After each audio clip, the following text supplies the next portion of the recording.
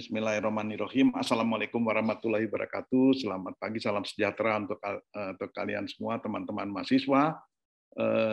Kuliah hari ini adalah tentang kerangka dasar PKSDA atau Pengelolaan Kolaboratif Sumber Daya Alam, Tragedy of the Common, and Common Pool Resources. Tentang apa hal itu akan saya sampaikan. Dan mudah-mudahan segera bisa selesai sehingga kita masih punya waktu untuk tanya jawab ya. Jadi ini 3 topik yang akan diberikan mengenai framework dari PKSDA, dan ada teori Tragedy of the Common, jadi 2 teori, Tragedy of the Common and Common Pool Resources, kemudian implikasi perubahan CPRS regime ya. Nah, kerangka dasar. Jadi kerangka dasar ini adalah teori-teori yang digunakan oleh mata kuliah ini yang akan di-deliver kepada Anda semua. Ada teori kuasa, ya sedikit-sedikit, tapi Anda perlu tahu, kami memang kemas supaya lebih sederhana. Ada teori akses terhadap sumber daya alam, ada teori common pool resources. Ya.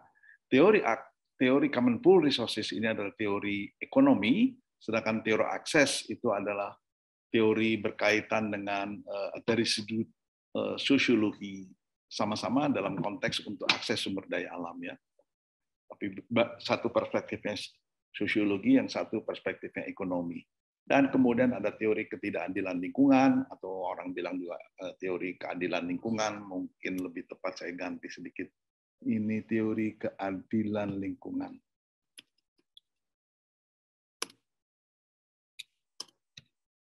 Oops.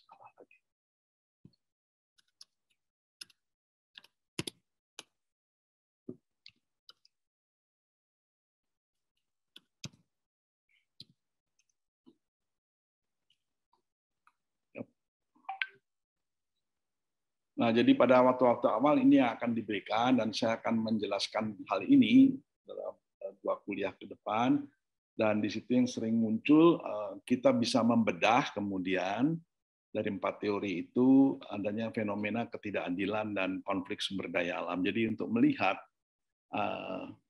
ketidakadilan dan konflik SDA itu, 4 teori ini bisa jadi dasar untuk Anda melihat, membaca situasi yang ada. Sebab biasanya pengelolaan kolaboratif itu muncul akibat terjadinya konflik over access, konflik terhadap sumber daya alam, konflik mengakses sumber daya alam. Ya, jadi hal-hal itu yang mendorong kemudian munculnya pengelolaan kolaboratif sumber daya alam. Nah, sehingga nanti kemudian Anda diberikan teori-teori, konsep-konsep co-management atau pengelolaan kolaborasi.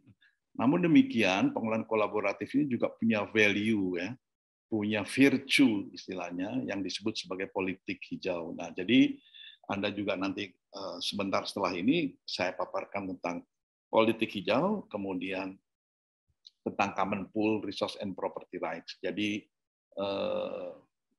kerangka ini diberikan selama 1 semester paling tidak, dan teman-teman dosen yang lain akan menjelaskan teori-teori dan konsep co-management.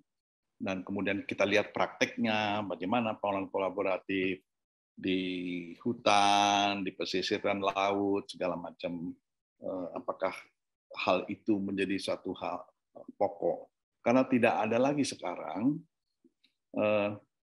dalam konteks untuk pemanfaatan sumber daya alam yang merupakan single actor, nggak ada. Tidak ada lagi sekarang yang sangat paling berkuasa menguasai semuanya.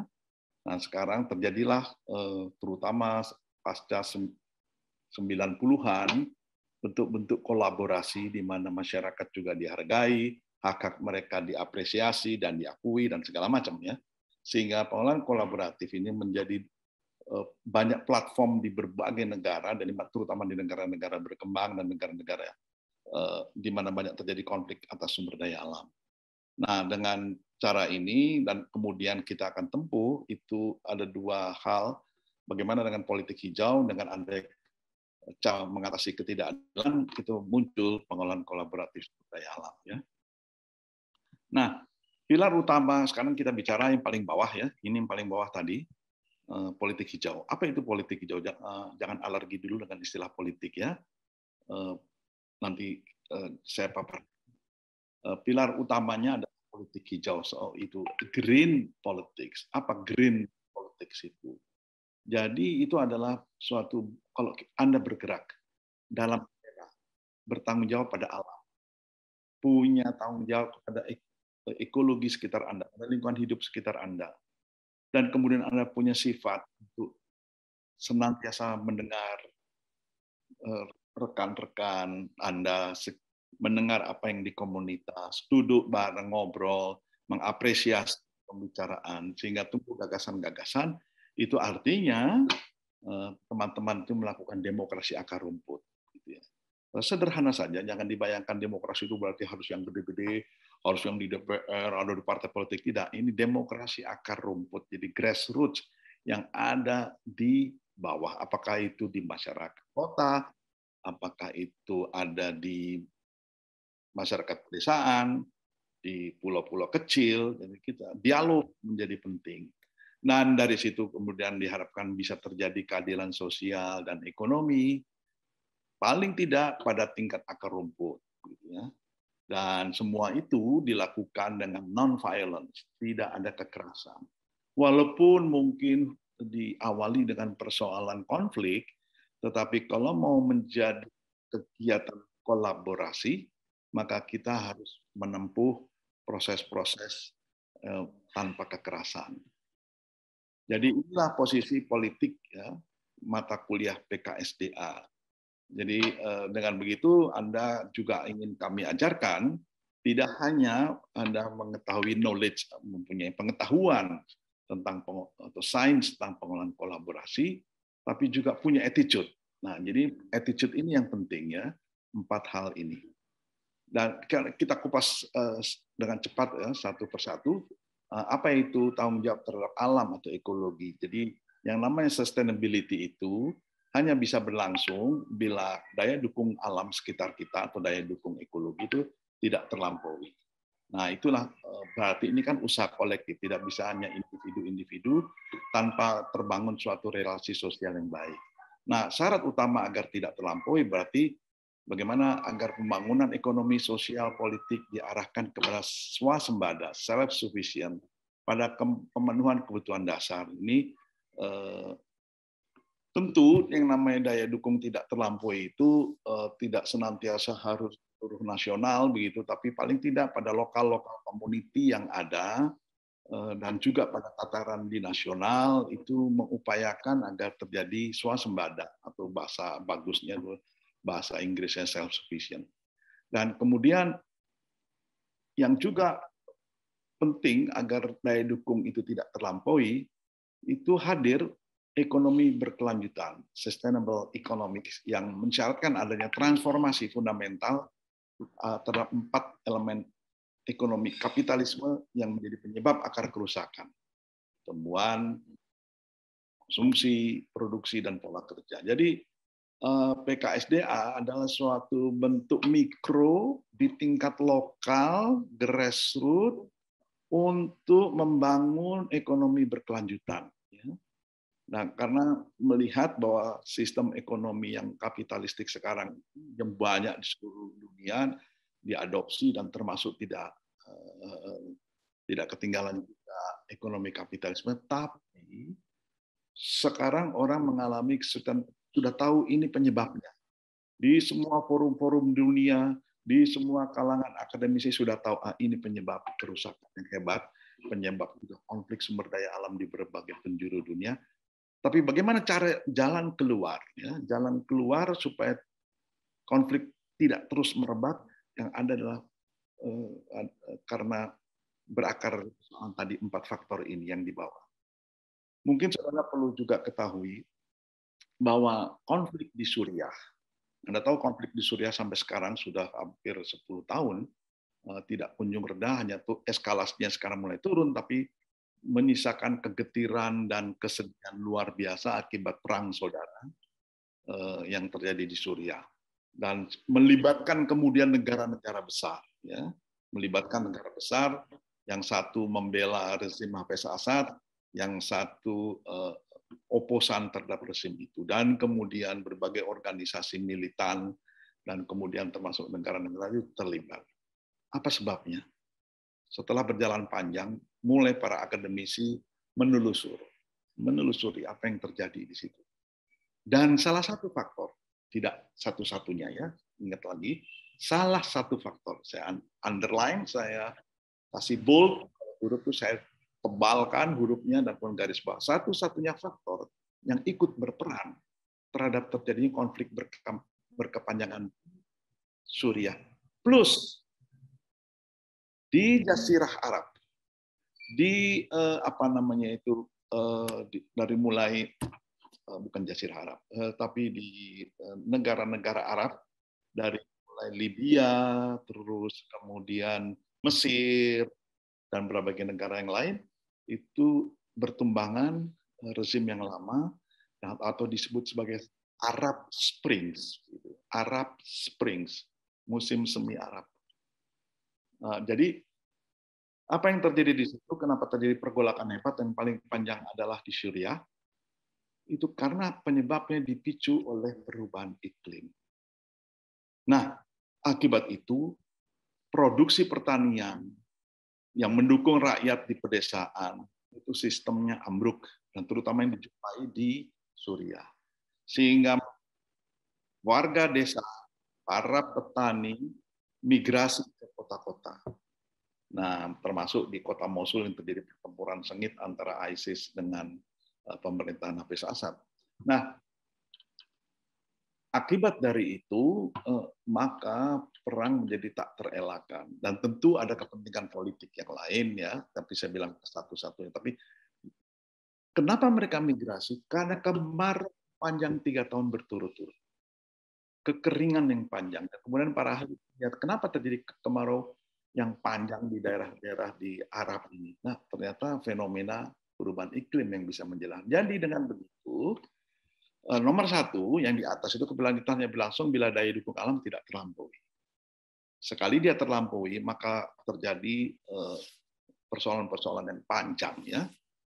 Nah, yang juga menjadi penting adalah ekonomi dan tatanan kehidupan yang mendorong terpenuhinya kebutuhan, bukan keinginan. Ya. Kalau keinginan manusia tidak terbatas, tapi memenuhi kebutuhan yang cukup akan membatasi kehendak untuk senantiasa mendorong pertumbuhan ekonomi. Jadi memang posisi dari PKSDA di sini adalah ya, beroposisi terhadap pertumbuhan ekonomi. Bukan berarti tidak perlu pertumbuhan ekonomi, tapi pertumbuhan ekonomi yang terus digenjot itu membuat ekstraksi sumber daya alam semakin banyak di seluruh dunia. Padahal sumber daya alam dan lingkungan itu terbatas. Dan itu yang kita bisa lihat dari iklan, gaya hidup, lembaga-lembaga pemicu kehidupan konsumtif, itu meningkatkan konsumsi barang dan jasa yang banyak tidak terlampau diperlukan. Gitu ya. Itu hanya untuk memenuhi gaya hidup. Nah, ini karena sudah semakin modern, dunia semakin satu sama lain terkait, informasi saling terjalin, teknologi begitu pesat, maka semua ingin gaya hidup yang lebih baik, yang sering membuat konsumsi barang dan jasa yang tidak perlu-perlu banget itu menjadi dikonsumsi banyak. Nah, itu kemudian menyebabkan kita, karena banyak situasi yang menjadi penyebab konflik di berbagai daerah, maka demokrasi akar rumput itu jadi penting. Bagaimana kita membangun, menegakkan, memelihara norma-norma dan aturan bersama di tingkat komunitas. Supaya komunitas tidak ikut porak-poranda. Kita bangun agenda bersama mereka. Dan di situ perlu kita lihat bersama bahwa pemimpin dan kepemimpinan itu menjadi faktor penting. Yang kedua, faktor penting kedua adalah modal sosial. Itu faktor yang lebih penting ketimbang modal kapital. Ya. Modal sosial ini yang pokok sekali, yang buat mereka di akar rumput jadi bisa bertahan terhadap tekanan-tekanan perubahan situasi lingkungan, terhadap perubahan ekonomi dan sebagainya. Nah, ada aktor lain yaitu LSM atau organisasi akar rumput sendiri. Organisasi akar rumput itu artinya yang dibuat oleh masyarakat itu sendiri, misal koperasi, misal kelompok ibu-ibu yang ada di komunitas itu jadi penting. Sehingga kenapa? Karena kalau semakin tergantung terhadap LSM dari luar, itu atau organisasi akar rumput dari luar juga yang bukan dari dalam, itu sering jadi bumerang. Jadi mukul balik. Jadi lebih tergantung kepada orang luar, bukan kepada kemampuannya mereka sendiri. Dan kemudian kita harapkan nanti kalau hal-hal itu terjadi, maka artinya bisa berdiri di atas kaki sendiri, maka pelan-pelan tercipta keadilan sosial dan ekonomi. Nah, itu menjadi penting untuk di akar rumput. Ketika negara belum dapat menjamin keadilan bagi seluruh rakyat, keadilan dapat dibangun pada tingkat komunitas yang, tanda kutip, wilayah hukumnya mendapatkan legitimasi dari para pengikut. Dan dari pejabat negara yang berwenang memiliki jarak sosial terdekat dengan komunitas. Apa maksudnya ini? Jadi ketika memang keadilan masih belum semuanya merata di tingkat hukum, maka kita bisa membangun keadilan pada level komunitas. Dalam wilayah hukumnya, misalnya wilayah hukumnya adalah hukum adat. Tapi tidak semua masyarakat kita di pedesaan ada eksis atau hukum adatnya. Ya, sehingga yang penting di sana pada tingkat di bawah, yang di mana masyarakat saling terikat satu sama lain, maka keadilan, walaupun dia bukan masyarakat adat, itu bisa dikembangkan. Yang penting dapat legitimasi dari para pengikutnya. Ya, jadi, oh ini dia pemimpin kita yang ada di desa, yang bukan kepala desa, ya, yang bukan aparat pamong desa, tetapi dia bisa memperoleh legitimasi dari para pengikut dan kemudian diakui peranannya dengan baik oleh pejabat-pejabat atau pemerintah daerah setempat. Ini saya ambil contoh konkret saja. Di Malang, ini betul-betul di Kota Malang, bukan di Kabupaten Malang, ya. Ini ada Kampung Gelintung. Kampung Gelintung Go Green namanya. Nah, itu ya kalau begitu Anda masuk ke situ semuanya hijau, begitu Anda lewat di sana tanaman dan jalan cukup untuk satu mobil masuk. Dan saya ke sana memeriksa berapa tahun yang lalu, itu mungkin 4 tahun yang lalu. Dan ada tokoh di sana, seorang yang sudah pensiun dan kemudian mengembangkan masyarakatnya punya kesadaran yang tinggi untuk memelihara. Siapa lagi yang membuat wilayah Kampung Gelintung itu namanya bisa berkembang. Dan kampung itu sering kena banjir kalau musim hujan. Nah, oleh karena dia ambil inisiatif. Pada waktu itu biopori sedang marak, ya. Tapi dia pikir, wah barangkali biopori bisa memecahkan masalah. Tapi bioporinya bukan yang kecil-kecil, tetapi biopori yang diameternya itu sampai 0,5 meter lubangnya. Dibikin pakai beton, minta bantuan dari teman-teman Universitas Brawijaya dan secara teknik, dan dibuat di 3 tempat di kampung itu. Apa yang terjadi kalau musim hujan, serat langsung hilang, banjir tidak melanda lagi, tapi kemudian setelah masa musim hujan lewat, dia bisa panen air. Jadi water harvesting. Kok water harvesting maksudnya apa? Karena kemudian air di bawah tanah itu muncul di tempat-tempat lain yang tadinya sumurnya sudah mati, tidak ada airnya, yang tadinya tidak ada mata air jadi hidup lagi, begitu ya. Nah, jadi masyarakat Sendana di Ibu kemudian bergerak semua. Jadi ujungnya sebenarnya adalah di balik itu sang pemimpin ini diikuti oleh masyarakatnya. Dia bukan ketua RW, dia bukan kepala desa, tapi wilayah hukumnya itu saat beberapa RT itulah dia punya legitimasi untuk menggerakkan masyarakat. Bahkan sekarang dia dipanggil ke mana-mana, sampai ada ke Banten, baru saya lihat kemarin di grup, dipanggil ke Banten, dipanggil karena dia di Malang, ya, dipanggil oleh beberapa komunitas di desa. Jadi si leader ini kemudian melakukan transformasi di tempat-tempat lain, tidak hanya di wilayahnya. Dan ini jadi menarik, ya, bagaimana kolaborasi dibangun di akar rumput. Ya. Dan dia menjadi mentor, memberikan petunjuk. Dan yang ikut itu di grup itu cukup banyak, saya termasuk ikut. Itu juga ada mantan Menteri Lingkungan Pak Sarwono Kusumatmaja ikut di situ. Ada juga Pak Haryono, dulu Menteri atau Kepala Badan Keluarga Berencana. Baru saja pagi tadi saya lihat dia ikut. Jadi pengaruhnya kemudian besar, ya.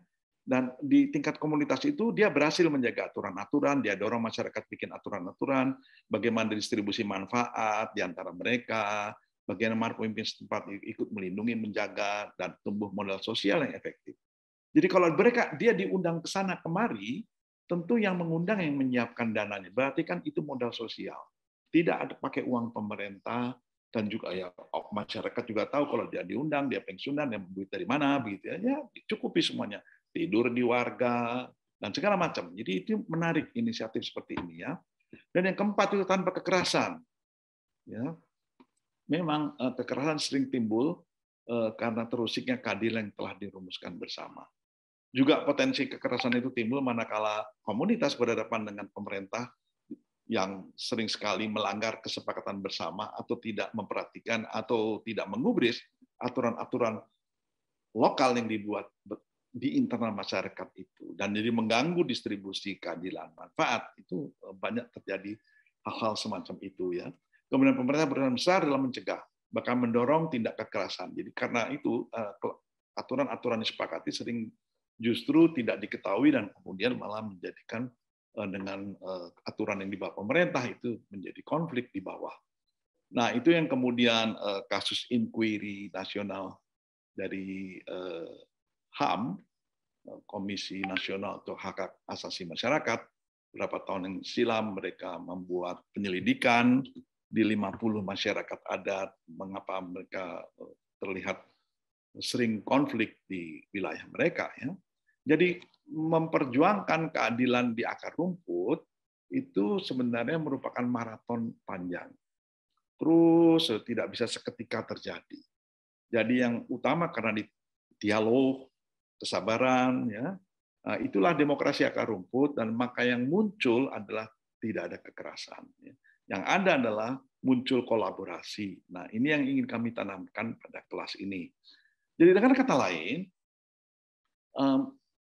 terjadi politik hijau di tingkat lokal. Jadi dia bisa muncul memang, kalau kita bicara nasional, itu iklim politik yang demokratis, sistem ekonomi yang adil, hukum yang tidak berpihak, itu politik hijau berkembang subur. Namun di konteks Indonesia, demokrasi kita ini baru sampai pada tataran institusi. Demokrasi kita ini baru sampai pada pilar-pilar demokrasi, yaitu pemilihan secara langsung untuk pilkada, pemilihan kepala daerah, wali kota, bupati, gubernur, anggota DPR, sampai kepada presiden. Ya. Itu pilar-pilarnya ada. Kemudian pers yang bebas, ya, bertanggung jawab, itu pilar-pilar. Yang kemudian yang pilar yang lain adalah institusi untuk penegakan hukum. Nah, di sini kita lihat masih belum semuanya mencapai pada taraf yang diharapkan. Jadi masih hadir polisi ada, hadir misalnya KPK, ya, hadir institusi pengadilan, ya, dan macam-macam. Tetapi masih jauh panggang dari api. Apinya di sini, yang mau dipanggang jauh dari api. Jadi itu yang terjadi di kita sekarang. Yang kita harapkan terjadi demokrasi itu juga meluas, tidak hanya pada tataran ada lembaganya, tapi juga melembaga sifat-sifat demokratik. Contohnya di masyarakat hukum adat, MHA itu masyarakat hukum adat. Demokrasi substantif, bukan demokrasi pilar, bukan demokrasi institusional, tapi demokrasi substantif itu jadi spirit tindakan sehari-hari menghargai pendapat orang, ya, respect pada perbedaan. Itu banyak yang sudah mulai pudar sekarang, dan itu bisa dilihat betapa hoax yang luar biasa dalam menjawab, dalam kemudian merespek perbedaan, dan segala macam lah ya. Jadi padahal Indonesia itu punya hakikat pluralisme hukum. Jadi hukum itu tidak tunggal, seperti yang ada di undang-undang, seperti yang ada di dalam peraturan pemerintah, atau peraturan menteri, atau kepada kepolisian, ada ketentuan undang-undang lalu lintas misalnya. Tapi juga yang aturan di luar negara itu banyak sekali yang hidup dan dibuat dan hidup di masyarakat. Ya.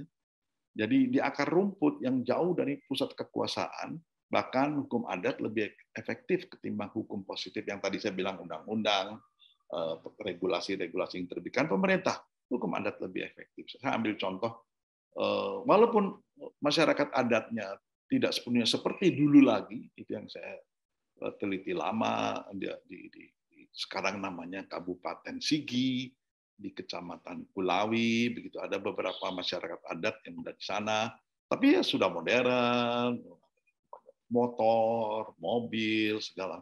Tetapi tatanan hukumnya di lokal masih efektif, ya.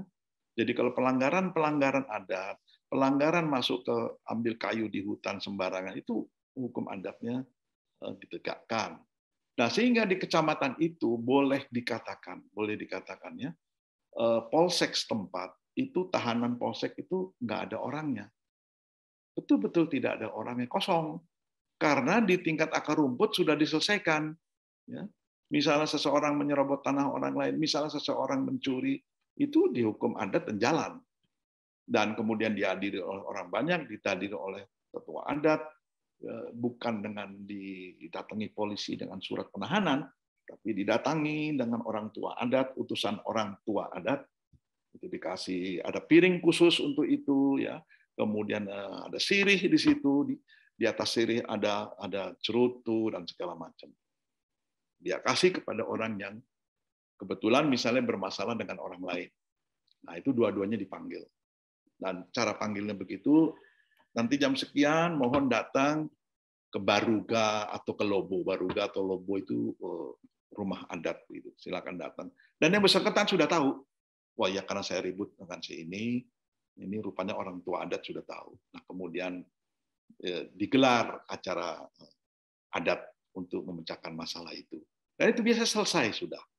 Karena masyarakat tahu juga, wah ini bersengketa, ini mau konflik di antara rumah tangga dengan rumah tangga yang lain, dan kemudian orang tua adat turun, dan mereka tahu orang tua adat bergerak, begitu dengan apa? Pada saat itu orang yang mengantarkan undangan dengan itu pakai pakaian adat yang datang ke rumah yang sedang bersengketa itu, dan jadi dia tahu, oh ini ada orang adat kita sudah turun, dan kemudian pada hari menjelang jam yang mendekati, orang tua adatnya keluar dari rumah dengan pakaian adatnya, dan jadi cuma tahu memperhatikan semua yang tidak terjadi kalau pada hukum positif. Ya, ini satu bentuk ya bagaimana politik hijau itu bisa berkembang subur di bawah. Jadi dalam konteks yang lebih luas, misalnya di nasional gitu, walau bukan satu-satunya syarat, devolusi penguasaan dan pengelolaan sumber daya itu jadi penentu keberhasilan pengelolaan kolaborasi sumber daya alam. Nanti saya ikut jelaskan apa itu devolusi ya. Dia lebih maju satu tahap daripada desentralisasi. Nanti ada kuliah ke depan. Nah, sekarang setelah bicara tentang politik hijau PKSDA, saya masuk kepada teori. Ya. Kalau tadi itu norma value yang diletakkan dalam PKSDA. Sekarang adalah tragedy of the common dan common pool resources. Ya, ada dua teori di sini. Dari teori yang lama, teori tragedi sumber daya bersama, dan yang kedua common pool resources. Ini teori tragedi sumber daya bersama. Jadi saya terjemahkan common pool atau the commons, common resources begitu, itu sebagai sumber daya bersama. Jadi ini diletakkan sudah lama dulu, Gareth Hardin tahun 1968. Tapi dari tulisan Gareth Hardin ini kemudian berkembang teori-teori baru yang lebih bisa menjelaskan fenomena yang ada dengan lebih baik, dan kemudian dikonstruksikan teori, bahkan kemudian teori common pool resources yang merupakan derivat atau perbaikan lebih lanjut dari Gareth Hardin yang diperkenalkan nanti oleh Amy Anna Ostrom. Ostrom kemudian dapat Nobel dari situ ya. Nah, jadi ini adalah apa namanya kalau dalam tumbuhan ini bibitnya, benihnya itu diletakkan oleh Gareth Hardin. Yaitu ketika sumber daya alam yang terbatas jumlahnya dimanfaatkan oleh semua orang, dan kemudian orang yang memanfaatkan itu punya rasionalitas untuk memaksimumkan manfaat, memaksimumkan keuntungan, ya. Jadi orang bisa mengakses begitu, istilah bahasa sekarang. Padahal itu sumber daya yang terbatas, tapi semua orang ingin masuk dan ingin memanfaatkan secara intensif supaya dapat profit lebih banyak, maka kelimpahan sumber daya alam itu turun. Ya, dan semua pihak merugi. Jadi belum sempat, misalkan kalau Anda ini realita yang dijumpai misalnya tentang, ambil contoh apa namanya, lobster, udang yang enak. Lobster di barat Indonesia, Pulau Jawa, selatan Pulau Jawa, kalau udah di utara Pulau Jawa sudah nyaris tidak ada lah. Tinggal sedikit di Pulau Jawa. Tapi kalau Anda temukan lobster paling-paling sebesar ibu jari. Tidak ada yang sebesar apa lengan Anda dari tungkai ke tangan, itu nggak ada. Udah jarang. Tapi Anda semakin ke timur Indonesia, sampai di daerah Papua, di perairannya, itu Anda akan temukan lobster yang masih berukuran besar. Apa artinya? Berarti semua orang yang terutama di wilayah-wilayah perairan di Indonesia bagian barat, itu ingin mendapatkan lobster dengan begitu saja, tidak ada batasan-batasan, karena apa? Lobster itu mahal. Jadi makin lama, karena semua orang mengakses, ingin menangkap itu, maka terjadilah lobster itu yang di barat kecil-kecil, belum dia sampai pada umur dewasa untuk dipanen, sudah dipanen. Jadi semua pihak menjadi merugi. Ya. Dan yang dituliskan Gareth Hardin itu contohnya bukan lobster, tapi padang rumput, pastoral ekosistem, yang dapat diakses, dimanfaatkan oleh semua peternak. Ya. Jadi ada daerah, wah ini rumputnya bagus, hijau, ini cocok untuk sapi saya, dia mendapatkan lokasi itu, dan dia bawa sapinya ke situ 5 ekor. Tapi ternyata orang lain juga tahu, sehingga orang lain masuk juga bawa sapinya. Ya. Sehingga ketika yang pertama datang dengan 5 ekor sapi, dan yang berikutnya datang lagi dengan 7 ekor sapi. Nah, pada taraf itu, jumlah ternak bertambah, tapi masih dimiliki, sapi-sapi itu dimiliki oleh 2 orang ini. Penambahan jumlah ternak itu meningkatkan keuntungan peternak. Itu logis itu ya, rasional sekali. Tapi kemudian masuk lagi peternak yang lain dan tidak saling atur di antara mereka, atau bahasa orang di Maluku, di Papua, tidak saling baku atur. Itu akibatnya padang rumput mengalami overgrazing. Semua peternak tanpa kecuali mengalami kerugian. Belum rumputnya dewasa untuk siap dirumput oleh atau digunakan oleh ternak sapi, belum sampai pada umur yang tingginya sejengkal, itu sudah dimakan. Jadi dia tidak pernah sampai pada taraf yang bagus. Sehingga yang terjadi adalah padang rumput itu kemudian lama-lama terekspos, tidak ada vegetasi rumputnya lagi, rumputnya itu kemudian, atau padang rumput yang semula subur itu kemudian menjadi tererosi, dan semuanya rugi. Jadi, kita juga mengalami hal serupa itu, tidak hanya fenomena overgrazing maksudnya, terjadi juga overfishing, overtapping, overcutting, ya. Jadi seperti ada fenomena udang, lobster, itu overfishing. Seluruh perairan Indonesia, terutama bagian barat, ya, dari mulai wilayah timur Sumatera dengan Kalimantan, terus sampai ke utara Pulau Jawa dan bagian selatan Pulau Kalimantan, terus sampai di bawah Sulawesi sekarang ini fenomenanya overfishing. Jadi tangkap lebih. Belum lagi overfishing itu dipicu oleh masuknya nelayan-nelayan ilegal dari negara tetangga. Sehingga membuat kesal waktu itu Menteri pertama zamannya Pak Jokowi, Susi Pujiastuti, karena dia juga profesinya berangkat betul-betul dari bawah. Dari nelayan, kemudian jadi pedagang ikan, dan kemudian dia sampai punya perusahaan penerbangan. Jadi dia tahu persis bagaimana the business of fisheries begitu ya. Nah, terjadi fenomena overfishing sehingga dia kesal, nah udah dibom aja yang masuk. Kok tidak pernah ada aturan di kita yang efektif di lapangan. Aturannya ada tapi tidak efektif ya. Kemudian overcutting, perusahaan-perusahaan penebangan kayu yang sudah dapat izin, ternyata menembang di luar konsesi yang diberikan oleh pemerintah dan penegakan hukumnya lemah, terjadi kemudian penebangan yang melampaui jatah yang diberikan. Nah, kalau misalnya yang satu lagi ini di bawah overtapping, barangkali baru pertama Anda dengar, ini adalah pengambilan sumber daya air tanah dalam tentunya, yang berlebihan.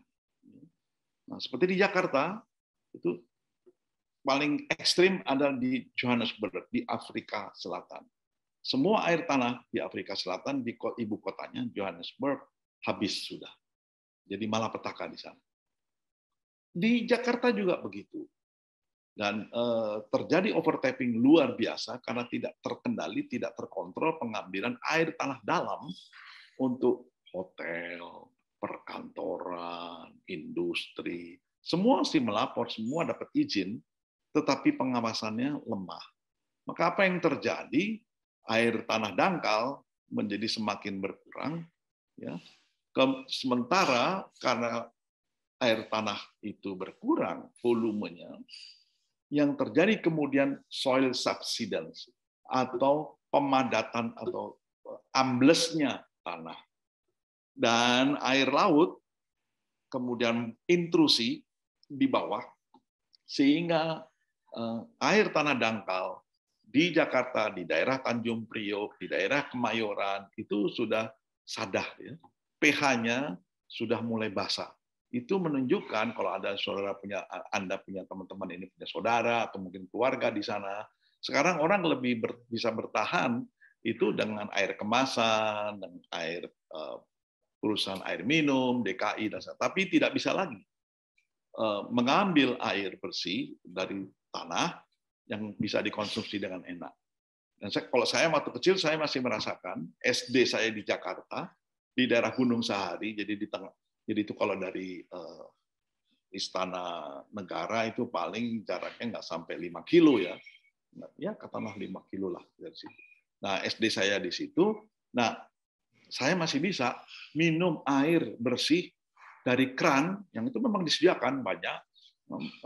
Kami para murid minum situ, habis main segala macam minum situ. Persis seperti di negara-negara yang nggak jauh dari kita di Singapura. Tapi kemudian yang juga lebih ini adalah di Eropa atau semua kita bisa minum dengan enak segar gitu ya. Nah, ini nggak bisa. Jadi ini adalah tragedi sumber daya bersama. Itu yang teori yang diperkenalkan tahun 68 oleh Gerhard Hardin. Kesimpulan umumnya, para pengguna ini mereka memanfaatkan sumber daya alam ini itu punya sifat egois. Pengennya mengutamakan dirinya sendiri dan tidak memperhatikan kepentingan orang lain. Itulah mengapa tadi ada virtue, bagaimana sebenarnya sikap politik orang Green seperti ya. Dia harus bersama-sama dengan orang lain, dia bisa saling berdiskusikan persoalan bersama, dan sumber daya bersama ini tidak harus merupakan tanggung jawab bersama juga. Dan kedua, kesimpulannya adalah masing-masing pengguna memiliki kemampuan mengeksploitasi sumber daya bersama. Sumber daya bersama itu mengeksploitasi ikan, mengeksploitasi air tanah dangkal, air tanah dalam, hutan, pesisir. Ya, mereka punya kemampuan mengeksploitasi sumber daya bersama. Namun laju eksploitasi yang dilakukan oleh seluruh pengguna itu melampaui daya dukung alam untuk pulih. Nah, ini yang kemudian menjadi fondasi bagi peneliti-peneliti selanjutnya untuk menelusuri bagaimana cara jalan keluarnya. Nah, yang ketiga, kesimpulan umumnya juga adalah komunitas yang kehidupannya tergantung pada sumber daya bersama itu tidak punya institusi, tidak punya peranata yang efektif untuk menegakkan perlindungan terhadap sumber daya alam. Nah, Gerhard Hardin itu di Amerika. Peranata-peranata sosial yang semacam itu tidak ditemukan dalam konteks di sana waktu dia tulis ini, dari riset ini. Tapi kalau kita pelajari di masyarakat adat kita yang masih pegang tradisi tentunya ya, karena cukup banyak yang sudah pudar, ini mereka punya institusi, punya peranata, punya lembaga sosial efektif. Seperti tadi yang saya contohkan ketika ada komunitas adat, ada yang melakukan pelanggaran, mereka punya institusi bagaimana membuat pengadilan adat dan memberi sanksi kepada yang bersalah. Nah, Jadi ini yang kontroversi nomor 4. Kesimpulannya, sumber daya bersama dapat dikelola dengan baik dan efisien bila sumber daya atau properti, nah pakai istilah properti, karena dalam konteks di Barat ya, properti tersebut menjadi milik privat. Private property right. Right itu hak. Hak properti privat.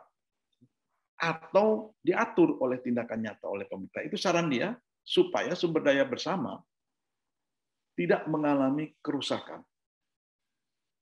Dan di sini kita bisa pelajari juga implisit dari tragedi bahwa barang-barang yang tergolong sumber daya bersama itu gampang sekali tergelincir, gampang jatuh kepada fenomena yang tadi disebut di depan adalah overuse, pemanfaatan berlebih.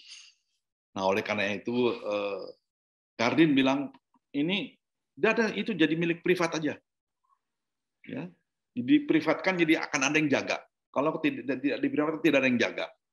Saya pada saat itu bilang, ini bagus sekali masukannya dari Hardin ini. Ya, seperti halnya saya ibaratkan supaya Anda mudah menangkapnya.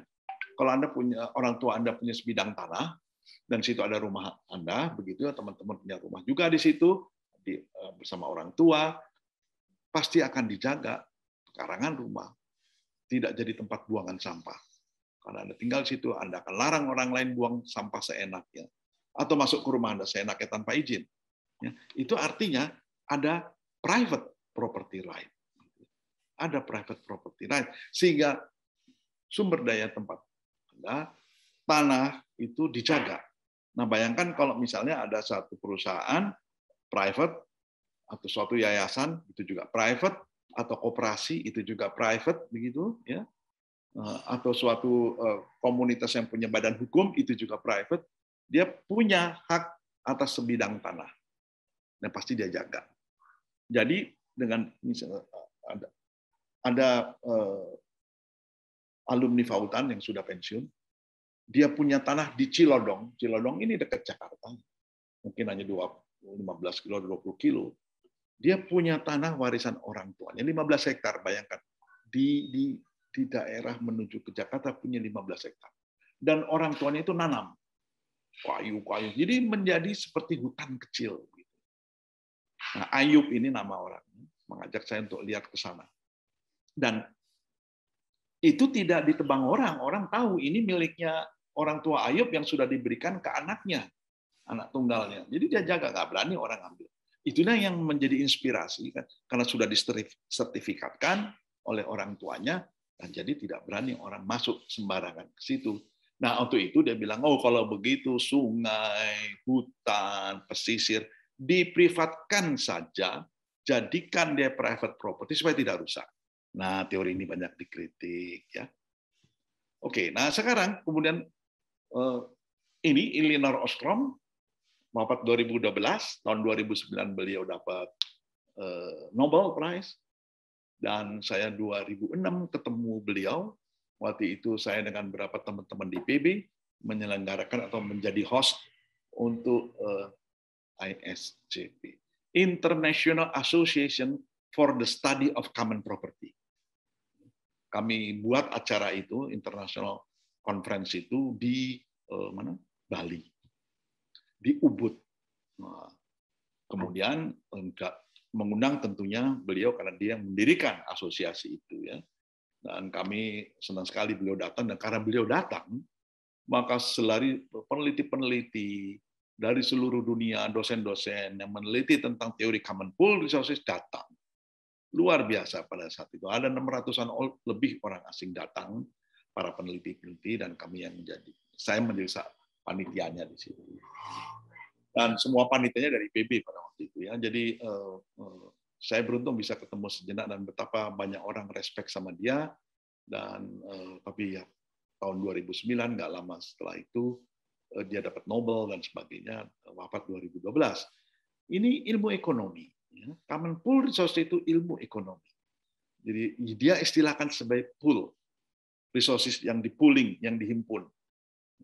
atau common property resources, bisa juga istilahnya common property. Istilah common merujuk kepada persoalan bersama. Itu adalah suatu, dari segi ekonomi, adalah suatu jenis barang, type of goods, yang wujudnya bisa berupa hutan, bisa sumber daya buatan manusia, misalnya irigasi juga ya, yang artinya dimanfaatkan bersama begitu.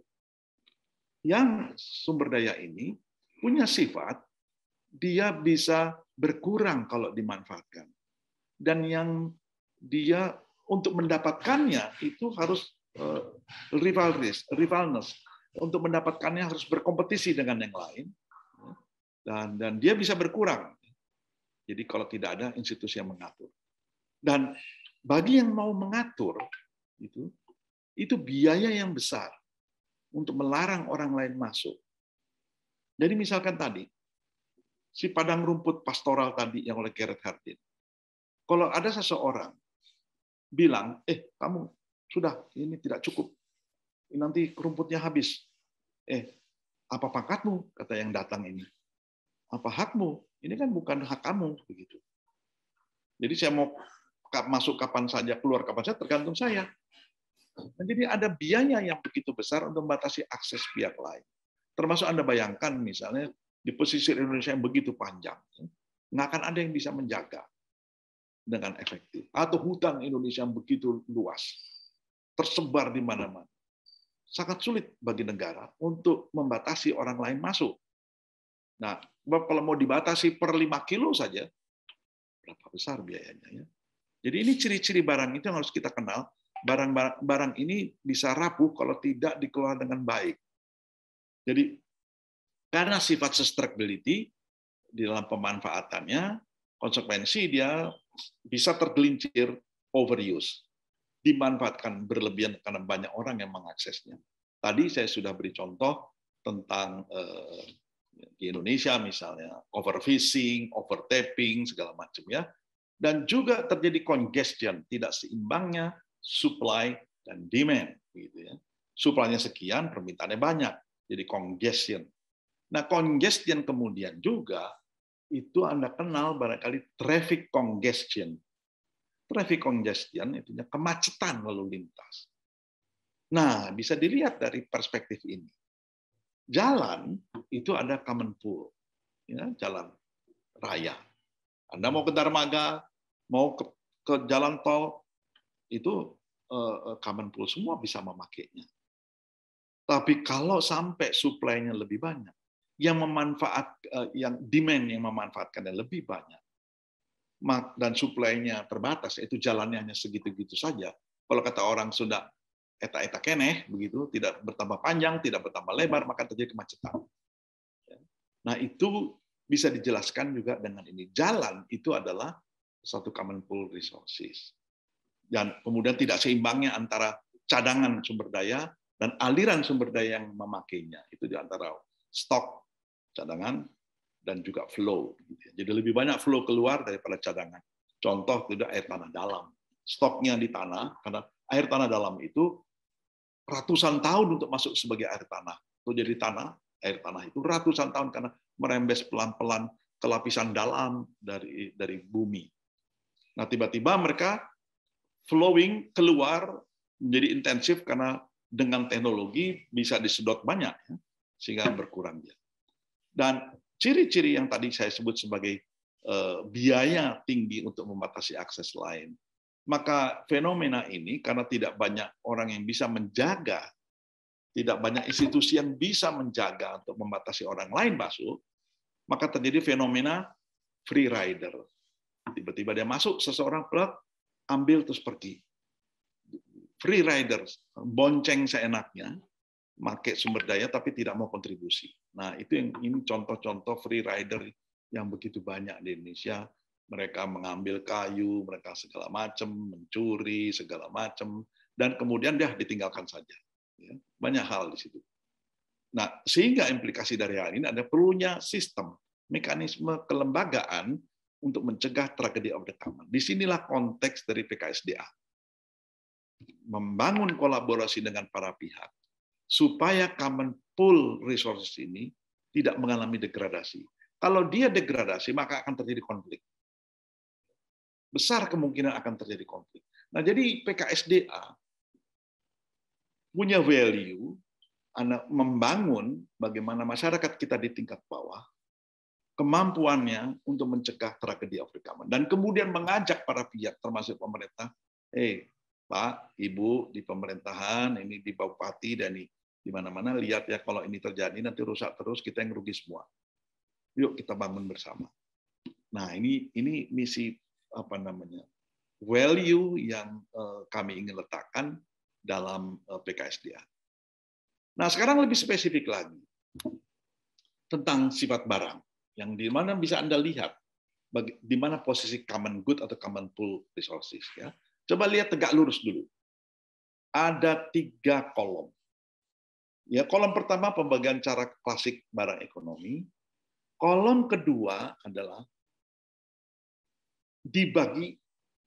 Ya, kolom 2, kolom 3 itu bagian dari apakah barang itu, pemilik barang itu mampu melarang, membatasi pihak luar untuk memakainya, untuk memanfaatkannya. Kalau si pemilik bisa melarang, dia private good, dia club good. Kalau dia tidak mampu melarang, maka dia bisa tergolong non-excludable. Non-excludable artinya saya tidak bisa dorong Anda keluar. Itu adalah common pool resources. Contohnya air irigasi, ikan, hutan, sungai, begitu ya, dan public good. Nah, itu kalau dilihat dari sifat, karena 2 sifatnya tadi kan, dalam common pool resource itu dia menjadi common pool karena sulit melarang orang lain masuk. Dan kedua, dapatkannya juga harus dengan bersaing. Nah, dari situ ada 2. Apakah dia bersaing atau tidak? Rivalrous atau tidak? Kalau dia bersaing, maka Anda lihat di sebelah kanan baris dari tabel ini. Kalau diperoleh dengan bersaing dan mampu melarang orang masuk, itu private good. Anda punya HP, punya pakaian, punya kendaraan, punya tanah misalnya begitu. Kan waktu membelinya bersaing dengan yang sebelah di toko HP gitu, di toko lihat ada orang lain, kita saling bergen harga dengan sesama pembeli untuk dapetin barang yang kita suka. Atau seseorang misal ingin beli kendaraan sehingga kendaraan antik, nah itu dapatkannya bersaing begitu ya, bahkan sampai ikut dilelang atau lukisan begitu ya, dapatkannya bersaing.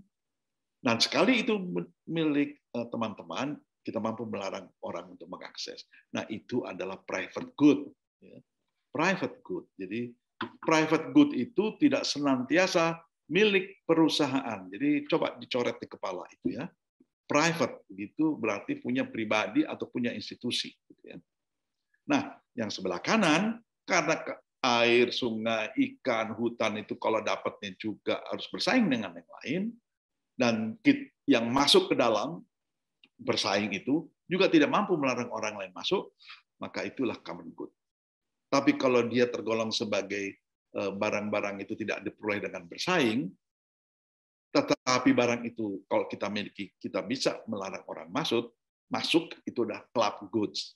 Anda misalnya pakai mobil, orang tua Anda, teman-teman pakai mobil, kemudian di mall, kemudian kita saya kasih valet saja dah supaya aman, saya dapat parkir dan juga diparkirkan gitu ya. Valet bayar 50.000 misalnya. Kalau parkir biasa mungkin bayar cuma 4.000. Nah, itu berarti club good. Atau menjadi member dari klub golf, atau menjadi member dari Netflix, gitu ya. Itu club good. Nah, jadi itu orang yang tidak mau mengakses tapi tidak jadi member dari Netflix tentu tidak bisa. Ya. Tapi apakah diperolehnya dengan bersaing? Tidak. Semua orang bisa melamar untuk menjadi member, tidak bersaing. Mungkin klub golf itu sedikit ada bersaingnya, karena kalau jumlahnya sudah tertentu, dia biasanya tidak terima member lagi. Ada daya dukungnya. Nah, sebaliknya ada yang public good, free to air TV. Jadi Anda tidak mau langganan Netflix, harus bayar bulanan, ya sudah. Kita tinggal beli antena, jadi kita bisa ambil free to air TV. Negara, bela negara, iklim, segala macam itu juga public good ya. Ini penting. Jadi Anda tahu posisi jenis barang yang akan kita mainkan, yang akan jadi concern, yang akan jadi fokus dalam PKSDA. Kita tidak mempelajari private good, kita tidak mempelajari club good, kita tidak mempelajari public good, tapi yang merah ini, yang sering menjadi mudah terdegradasi dan yang sering menjadi sumber konflik. Nah, disitulah misi dari PKSDA. Dan siapa yang punya sekarang? Tadi jenis karakter barangnya. Sekarang siapa yang punya? Nah, berbicara yang punya itu macam-macam. Jadi kita sudah tahu tadi ya, saya jelaskan common pool resources atau sumber daya bersama. Nah, ada rezim penguasaan sumber daya atau istilahnya sekarang bukan common property resource, tapi common property regime. Jadi artinya rezim itu banyak sekali tipe-tipenya, banyak sekali pola-polanya, cara-cara tata kelolanya.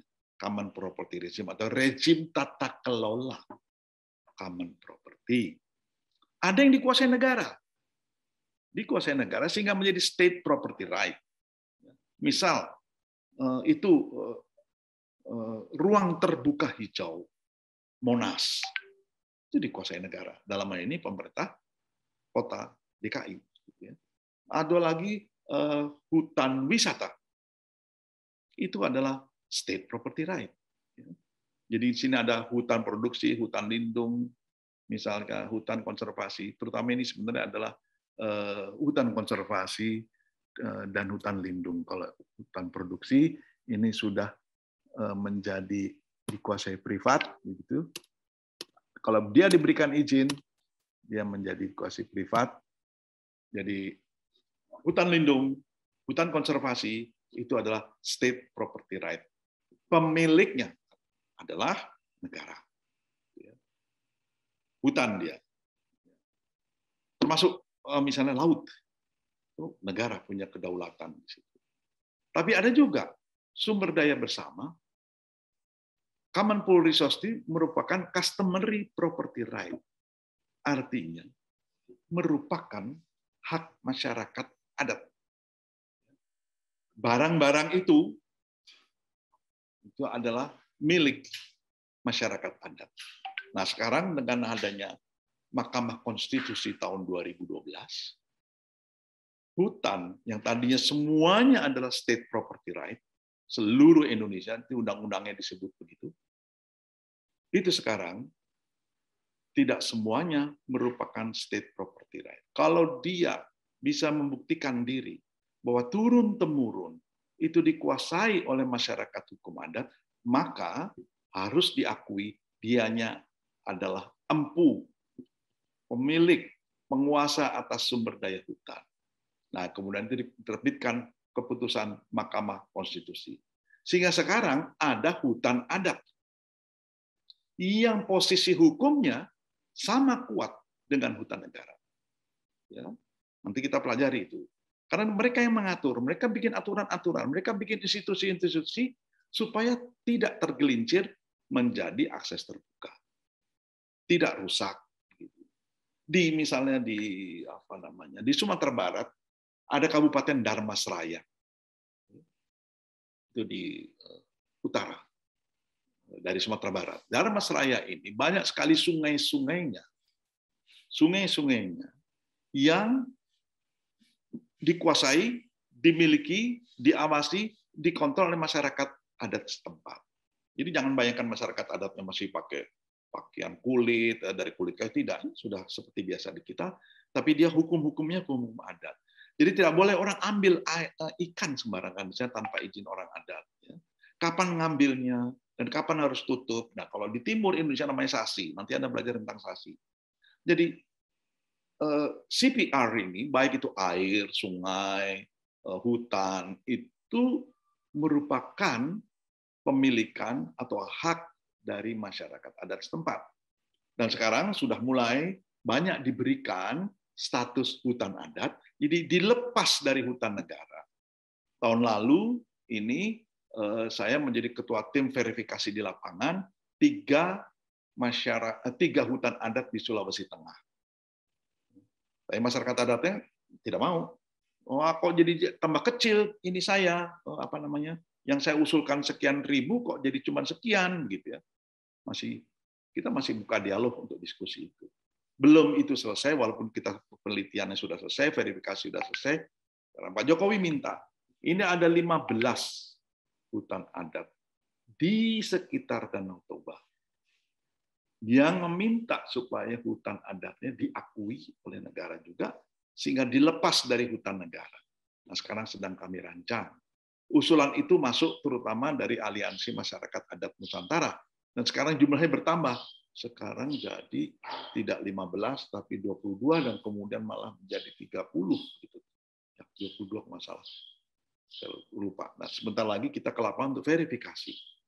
Nah, itu dalam rangka supaya tadinya common property right itu dikuasai negara, setelah dapat pengakuan resmi dan negara, dia akan dikuasai oleh masyarakat hukum adat. Dia yang melihara, dia yang jaga, dia yang boleh panen, dia yang boleh larang orang masuk sembarangan. Ya. Yang lain itu tidak bentuknya adalah bisa dikuasai oleh individu atau privat atau korporasi. Jadi dia merupakan private property right. Sesungguhnya hutan adat itu juga private. Tapi karena yang memiliki ini orang banyak, maka dibuat klasifikasi customary property right, begitu ya. Ada misalnya di Jawa konkret Anda bisa lihat kalau Anda jalan tol ke arah Cikampek, kemudian terus di perjalanan sana akan lihat ada tegakan-tegakan kayu. Nah itu adalah hutan jati atau hutan-hutan akasia segala macam yang ditanam oleh perum perhutani. Perum perhutani adalah badan negara dan dia diberi hak untuk menguasai, mengontrol, memanen ya, kayu. Hak negara tadi yang state property dilimpahkan atau diberikan izin untuk penguasaan, pemanfaatan kepada korporasi, bisa dia individu, bisa dia privat. Jadilah dia private property right. Tapi jenis barangnya, sifat barangnya sama, semua common pool resources, gitu ya.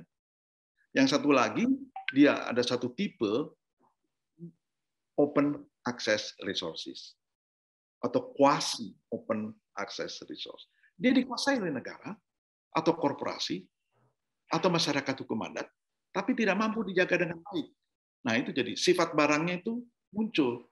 Kalau dia tidak dikelola dengan baik, maka dia tergelincir, semua orang bisa masuk seenaknya. Contoh, masyarakat hutan adat di Banten yang bagian selatan, saya lupa namanya. Ternyata di hutan adat dia, dan hutan adat ini belum statusnya masih belum menjadi hutan masyarakat adat, tetapi mereka sendiri dan belum dilegitimasi oleh pemerintah sehingga menjadi yang di box nomor 2 dari kiri. Ternyata kemudian terjadi penambangan emas tanpa izin, peti istilahnya.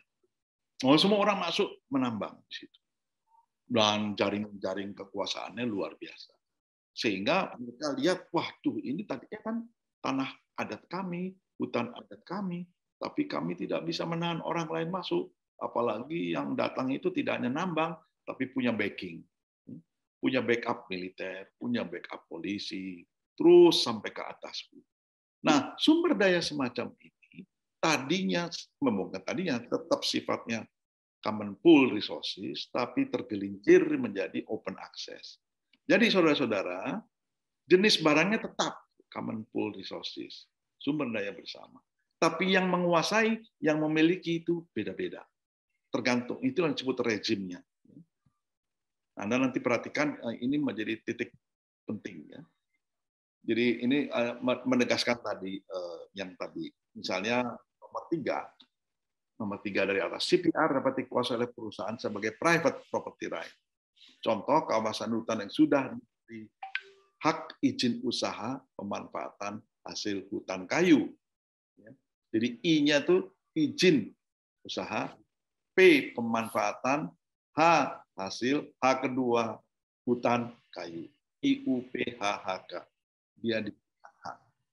Juga ada yang berupa izinnya, izin pemanfaatan hasil hutan non kayu.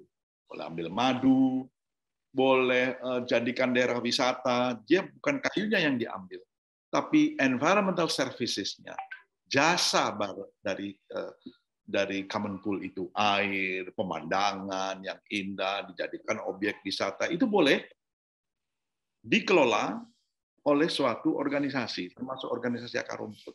Dan banyak cerita yang nanti Anda dalam praktikum bisa lihat. Tetapi ketika tidak dikuasai siapapun, Kemenpul Resources tidak dikuasai siapapun, atau pemilikan CPR itu secara de facto tidak berfungsi, maka dia menjadi sumber daya terbuka. Nah, ini yang banyak dihindari. Bagaimana kita mengusahakan supaya tidak terjadi degradasi sumber daya akibat semua mengakses seenaknya. Dan biasanya kemudian ujung-ujungnya ada konflik di situ. Sehingga kemudian para ahli juga mengembangkan tipe 4 property rights regime, ada kata-kata rights, regime hak properti. Itu ada propertinya sifatnya akses terbuka, dan sebenarnya tidak dimiliki oleh siapapun. Jadi kalau ada properti akses terbuka, itu properti tidak dimiliki apapun. Siapapun boleh masuk dengan cara bersaing. Nggak ada regulasi, atau regulasi yang ada tidak efektif untuk mengatur.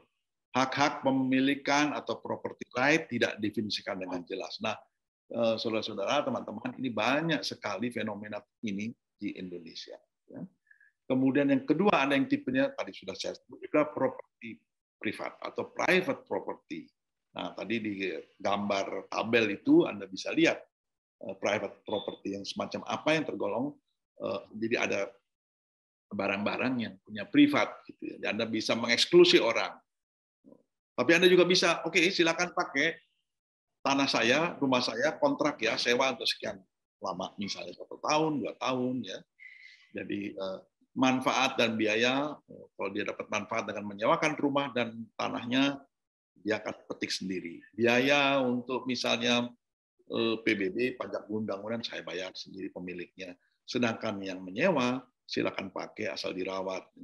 Jadi, dan properti privat ini bisa dijual, dapat ditransfer kepada pihak lain. Anda punya mobil bisa dijual, Anda punya tanah bisa jual, punya rumah bisa dijual, bisa ditransfer, istilah akademiknya ya. Juga ada yang tadi sudah saya panjang lebar tentang customary property. Jadi properti ini dimiliki sekelompok orang atau komunitas adat, bisa dia sungai, bisa dia hutan, bisa dia pesisir, bisa dia danau, ya. Jadi akses pemanfaatan dan mekanisme eksklusif dikontrol bersama oleh kelompok yang bersangkutan. Ini ada salah dikit, sorry. Oke. Ya, dia customary property ini bisa dicegah dari akses terbuka. Karena komunitas itu punya kemampuan untuk mengontrol, ya, untuk supaya tidak sembarang orang memanfaatkan seenaknya gitu.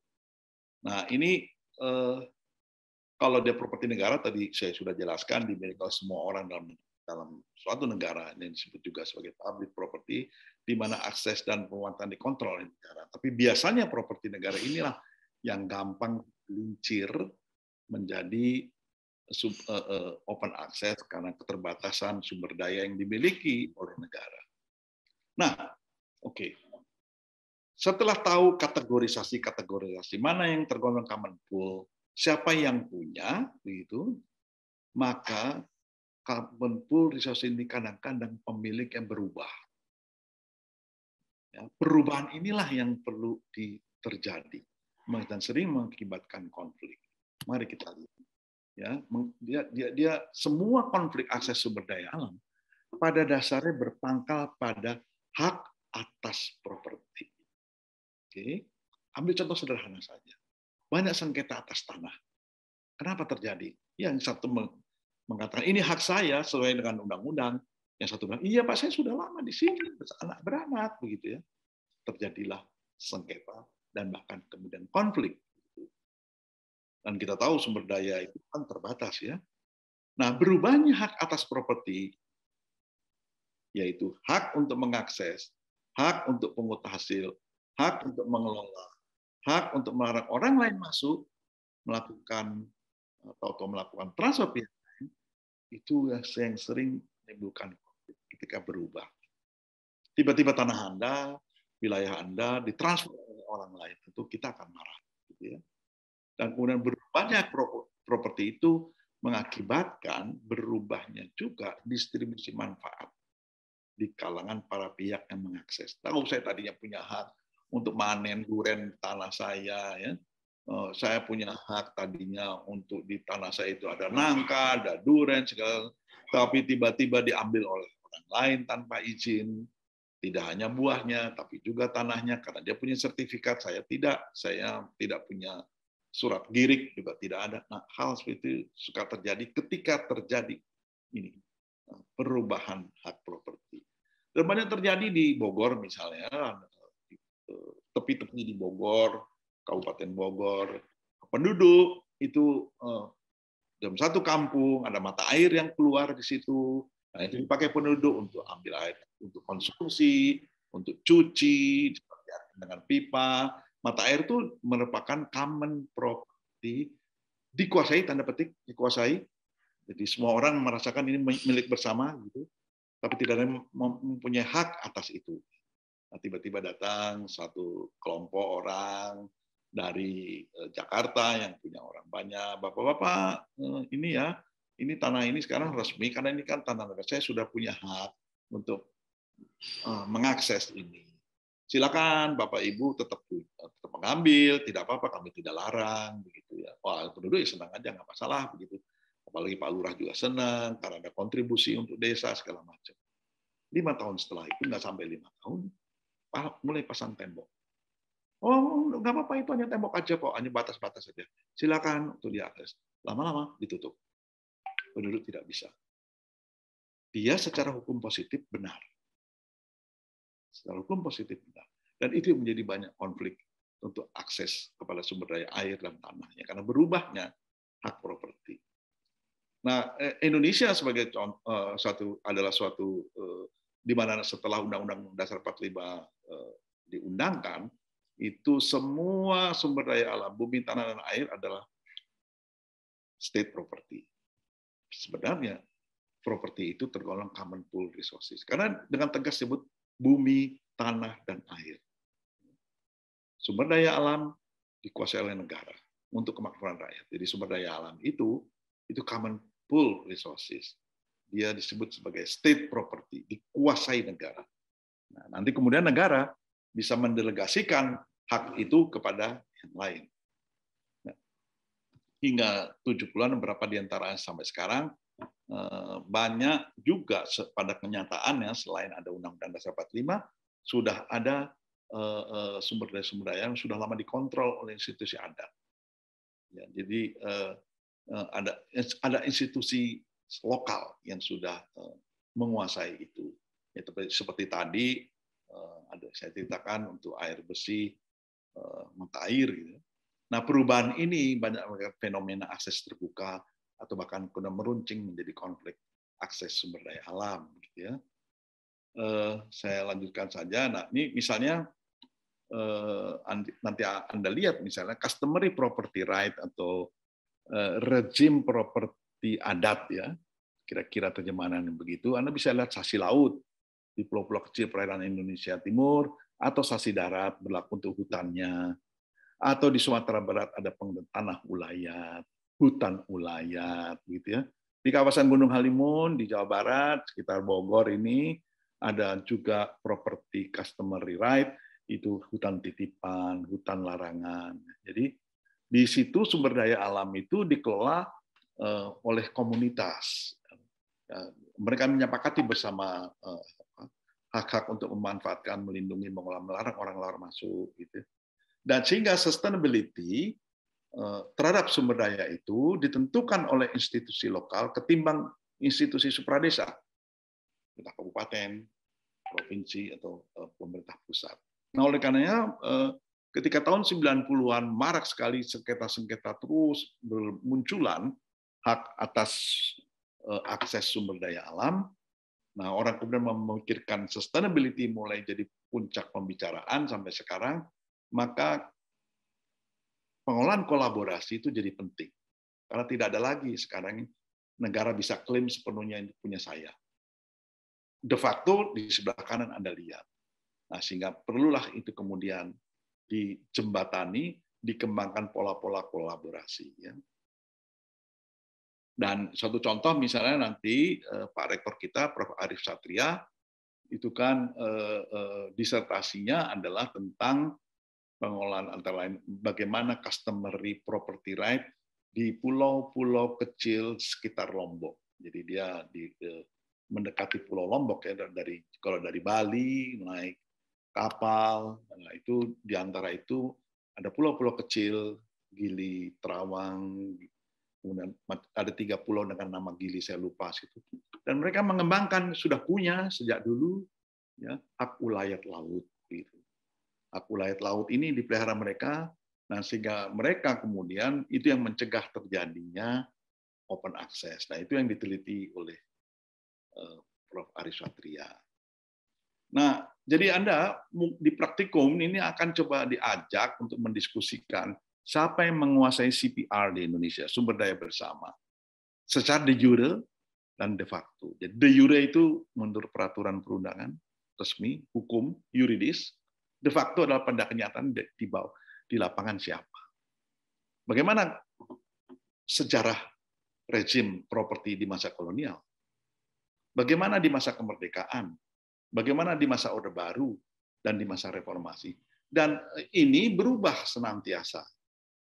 Nah, ini tidak mudah jadinya untuk masyarakat yang ada di bawah. Kalau dulu di masa kolonial Hindia Belanda, agraris wet 1810, agraris besluit, sorry, ini sudah jam berapa saya? Jangan sampai saya lewat. Ya, sudah 1,5 jam. Oh, oke, tidak terasa. Baik, sehingga Anda bisa lihat apakah dia dulu ada istilah domain verklaring nanti dalam kajian agraria itu diungkapkan di situ. Nah, saya tidak memperdalami di sini. Di masa kemerdekaan ada Undang-Undang 45, di masa Orde Baru untuk konteks kehutanan ada Undang-Undang Pokok Kehutanan, dan di masa reformasi ada diperbaiki undang-undang itu menjadi Undang-Undang Kehutanan Nomor 41, bahkan dengan Undang-Undang Cipta Kerja ada lagi diperbaiki Undang-Undang 41, dan juga ada Undang-Undang tentang pesisir dan pulau-pulau kecil. Nah, saya ingin langsung saja melihat bagaimana kalau ini berubah. Oke, ini kumpulan hak properti menurut Ostrom tahun 2000. Ya. Namanya hak properti itu dari hak mengakses, pungut hasil, mengelola, melarang dan menghentikan atau menjual. Jadi kalau Anda, teman-teman orang tua Anda punya sebidang tanah, maka dia punya hak ini. Kita bisa menghuni rumah itu, istilah mengakses. Kalau kemudian tanah itu cukup luas sehingga dibudidayakan, itu tanaman-tanaman pertanian yang bernilai ekonomi, kita bisa pungut hasil. Itu hak pungut hasil. Hak untuk mengelola tanah itu. Hak untuk melarang orang lain masuk, hak untuk mengalihkan. Oke? Nah, kalau yang namanya pemilik, owner, itu punya semua hak itu. Bahkan bisa punya hak menjual. Kalau proprietor, hanya sampai bisa melarang orang lain masuk, tapi tidak bisa mengalihkan, tidak bisa menjual. Misal adalah kalau dalam mall begitu, kan ada penjual, ada tenan-tenannya begitu. Jadi dia sebenarnya dia pemilik tapi tidak punya hak untuk mentransfer pemilikannya. Jadi misalnya saya di mall di sini di Botani Square, saya sewa yang koridor tengah untuk jual batik kecil-kecil saja, ukuran barangkali 1 meter kali 2 meter. Nah, saya bisa pungut hasil situ, bisa kelola itu, bisa orang melarang orang mau seenaknya di booth penjualan batik saya 1 kali 2 meter. Tapi tidak bisa menjual hak dia kepada orang lain. Termasuk kalau yang menjual di situ adalah misalkan di sana ada Starbucks, di sana ada body shop yang menyewa menjadi tenant, dia bisa melarang orang mau seenaknya, nggak boleh. Tapi dia juga tidak bisa semena-mena kemudian menjual haknya kepada orang lain, yaitu hak untuk mengisi tanpa melalui si pemilik, yaitu yang pemilik gedung itu. Nah, itulah yang disebut proprietor.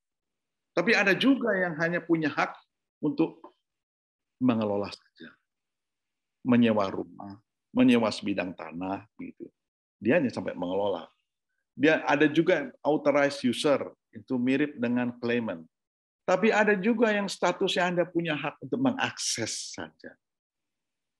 Tidak punya hak apa-apa. Masuk ke mall, belanja, dan yang punya dibolehkan untuk mengakses, melihat barang-barang, dan membeli, boleh. Masuk ke kolam renang, berenang di situ, boleh. Masuk ke lapangan olahraga, boleh. Nah, tapi ini kemudian kita lihat, pemilik di masyarakat di pedesaan punya hak sampai mengalihkan, tapi kemudian berubah. Jadi kalau mengalihkan di sini masyarakat adat, tetua adatnya itu bilang, kamu sudah, keturunan kamu sudah cukup kaya, sudah ada yang insinyur, sudah ada yang segala macam, ada yang dokter. Sekarang saya alihkan ya hak kamu itu memiliki menggarap tanah itu kepada yang masih miskin. Nah, ini hak pengalihan itu ada di orang-orang tua misalnya. Ya. Nah, tapi sedikit banyak dia punya hak pemilikan. Kita bicara konteks di pedesaan, di masyarakat adat. Nah, ini kemudian berubah. Ini dia tidak punya lagi hak-hak ini, dia hanya bisa sebagai pengunjung. Jadi tiba-tiba dijadikan taman nasional. Tiba-tiba wilayah dia dijadikan misalnya hutan produksi. Dia tidak bisa punya hak apapun. Ya. Nggak punya hak untuk mengakses, pungut hasil, dan tidak boleh. Nah, terjadilah keramaian, terjadilah sengketa, terjadi konflik. Nah, era reformasi ini semua dicoba dikembalikan lagi kepada empunya. Termasuk dari sini yang belum saya cantumkan sini adalah kasus hutan adat. Jadi dikembalikan lagi begitu. Nah, jadi ini soal berkaitan dengan keputusan politik sehingga kembali bisa kepada empunya sumber daya itu. Nah, itulah yang menjadi fokus perhatian juga di BKSDA, ini masyarakat Ngatatoro di hutan adat Ngatatoro, Taman Nasional Lorindo yang sekarang sedang meminta pengakuan hutan adat, masyarakat Terpong Damar sudah dapat pengakuan ya di Lampung Barat, masyarakat Sumber Jaya di hutan kemasyarakatan, di hutan lindung Lampung, ya di Lampung Barat juga ini juga terjadi. Jadi dengan begitu sekarang Anda bisa melihat dari kesejarahan yang ada pergeseran-pergeseran pemilik dari sumber daya bersama ini ya. Nanti ini saya akan jelaskan di minggu depan saja supaya Anda punya waktu untuk diskusi.